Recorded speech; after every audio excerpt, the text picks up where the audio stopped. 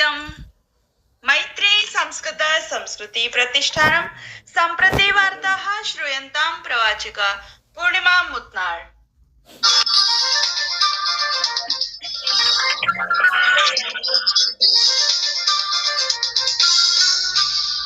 प्रधानमंत्री नरेंद्र मोदी सोमवासरे वार्षिककालीन सत्रस्य प्रारम्भात् पूर्वं सर्वान् संसदान् सदनस्य कार्यवाहायाम् उत्साहेन सहभागितां कर्तुम् आहूतवान् आसीत्। सः उक्तवान् यत् तर्काः तथ्यानि च दृढानि सन्ति चेत् शान्तिचित्तेन अपि स्वरः प्रबलतया उत्थापयितुं शक्यते। सः अवदत् यत् संसदः उत्तरदायित्वम् अस्ति यत् चर्चा समृद्धा भवेत्, प्रत्येकस्य स्वस्य स्थानं भवेत्, स्वरस्य स्थानं भवेत् तथा प्रत्येकस्य विचारस्य सम्मानः क्रियेत। संसदः वर्षाकालीन सत्रं ह्यः आरभ्यत।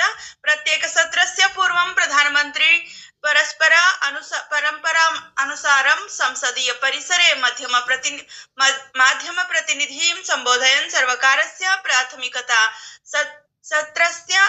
सत्रसम्बद्धाः अपेक्षाः च प्रकाशितवान्। प्रधानमन्त्री अवदत् यत् गत एकमासे देशेन अनेकाश्च सिद्धयः प्राप्ताः, याभिः देशवासिनः गौरवान्विताः अभवन्। एताः उपलब्धयः राष्ट्रिये, अन्ताराष्ट्रिये, अन्तरिक्षक्षेत्रे च सन्ति। तासु राजस्थाने तैलशोधनालयस्य उद्घाटनं, तृतीयस्य अर्धचालकसंयन्त्रस्य प्रारम्भः तथा हरित हाइड्रोजन यानस्य आरम्भः अन्तर्भवति। संसदः वर्षाकाल अधिवेशनस्य प्रथमदिने ह्यः लोकसभायां राज्यसभायां च विपक्षेन नीट यूजी परीक्षा प्रश्नपत्र प्रश्रवणम् अयोध्यायाः श्रीराममन्दिरे द्रव्यचौर्येण सह विविध विषयान् अधिकृत्य तीव्रः कोलाहलः कृतः। कोलाहलस्य कारणात् उभयोः सदनयोः कार्यवाही आरम्भात् किञ्चित् कालानन्तरमेव मध्याह्ने 12:00 स्थगिता अभवत्। राज्यसभायां विपक्षनेता मल्लिकार्जुन खर्गे नीट यूजी परीक्षा प्रश्नपत्र प्रश्रवणस्य विषयम् उत्थापयन् अवदत् यत् जन्तर् मन्तर् स्थले स्वयाचनायाः समर्थनार्थम् एकत्रितानां छात्राणां स्वरः दमनं क्रियते तथा तेषु दण्डप्रहारः अपि कृतः। तेन अस्मिन् विषये सदस्यि चर्चायाः याचना कृता। विपक्षस्य कोलाहलस्य मध्ये सभापतिना सदनस्य कार्यवाही मध्याह्ने 12:00 स्थगिता।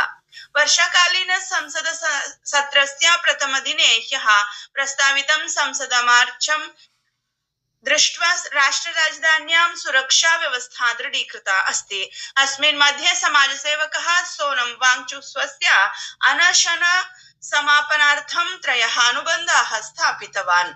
राष्ट्रपतिः द्रौपदी मुर्मुः त्रिराष्ट्राणां राजकीय यात्रायाः प्रथमचरणे सोमवासरे मोल्दोवा देशस्य राजधानीं चिशिनाउ नगरं प्राप्तवती।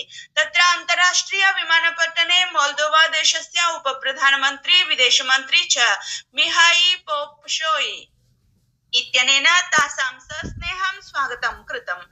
एषा कस्यापि भारतीय राष्ट्रपतेः मोल्दोवा देशस्य प्रथमा यात्रा अस्ति। विदेशमन्त्रालयस्य प्रवक्ता रणधीर जयस्वालः सामाजिक माध्यममञ्चे एक्सिति राष्ट्रपतेः मुर्मु महोदयायाः मोल्दोवा देशप्राप्तेः सूचनां प्रकाशितवान्।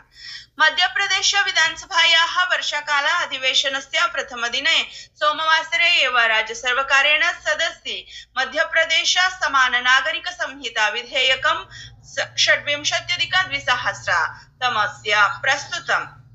विधानसभाध्यक्षः नरेन्द्र सिंहः तोमारः अवदत् यत् अस्मिन् विषये अद्य चर्चा करिष्यते, ततः परम् अग्रिमकार्यवाही भविष्यति। भारतस्य पूर्व प्रधानमन्त्रिणः एच.डी. देवेगौड इत्यस्य पत्न्याः चन्नम्मा देवेगौडायाः अन्त्येष्टिः ह्यः कर्णाटकस्य हासन जनपदस्य होलेनरसीपुर सम्बन्धस्य हरदनहल्ली समीपे स्थितस्य क्यातनहल्ली ग्रामस्य बेट्टद्रंगस्वामी मन्दिरस्य पादप्रदेशे राजकीय सम्मानेन सह सम्पन्ना अभवत्।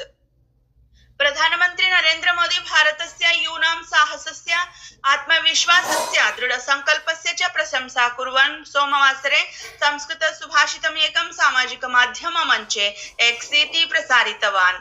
सः अवदत् यत् अद्य देशस्य युवानः स्वसाहसेन संसाधनानां प्रभावी उपयोगेन अथ परिश्रमेण च ऐतिहासिक सफलताः सम्प्राप्नुवन्ति, याः विकसित भारतस्य महत्तमा शक्तिः भूत्वा उद्भवन्ति। पश्चिम बंगाल राज्ये पंचायतेषु कर्मकराणां न्यूनतां निवारयितुं राज्य सर्वकारेण 11,000 पदेषु नियुक्तीनां प्रक्रिया आरब्धा अस्ति। पंचायत मंत्री दिलीप घोषः सोमवासरे अवदत् यत् अधुना पंचायत विभागे नियुक्तयः लोकसेवा आयोगस्य माध्यमेन केन्द्रीय स्तरे करिष्यन्ते।